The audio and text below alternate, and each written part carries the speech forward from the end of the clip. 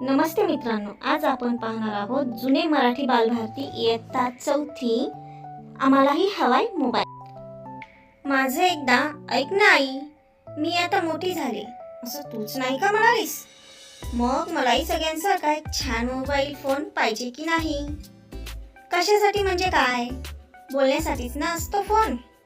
वा, गंमतच आहे। ताईने मागितला की लगेच मिळतो फोन। दादा तर कॉलेजला सुद्धा नेतो त्याचा मोबाईल। बाबांकडे 2-2 मोबाईल असतात आणि आम्ही मागितला तर म्हणे गरज काय त्याची। ए ताईडे, उगीच काही बोलू नकोस। तुला मोबाईल मिळाला तेव्हा मी काही बोलले होते का? हो हो, आम्हालाही महत्वाची कामं असतात, महत्वाचं बोलायचं असतं। दादाचा फोन घेते मी कधी कधी, पण फक्त गेम खेळण्यासाठीच ग। बोलण्यासाठी काय करावं मग? आई, पुढल्या महिन्यात माझा वाढदिवस येतोय। मित्र-मैत्रिणींना पार्टीसाठी बोलवायला किती मजा येईल। अरे, उद्या संध्याकाळी माझी बर्थडे पार्टी घरीच आहे गच्चीवर। तू जरा लवकर येशील ना? गुड। अगं, खूप धमाल करू। हो, सगळ्यांना आता फोनवरच सांगते। बाय। वाव, किती मस्त वाटेल असे फोन करताना।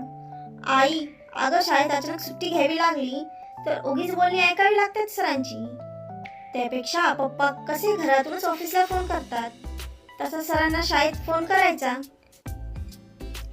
हॅलो, गुड मॉर्निंग सर, मला आजची सुट्टी मिळेल का?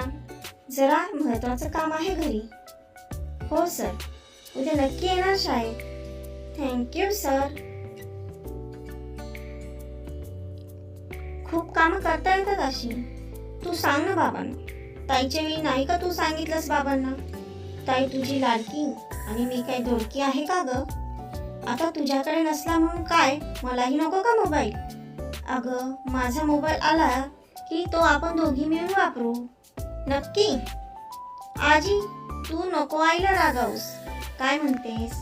मोबाईल फोनमुळे कोणालाही संपर्क करता येतो। दादा तर सारखा मित्रांना सांगतो, अरे मी ग्रंथालयात अभ्यास करतोय।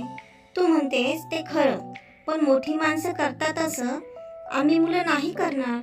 देऊन तर बघा आधी मोबाईल आमच्या हातात। पप्पांना तर सांग, बघू काय होतंय ते। धन्यवाद।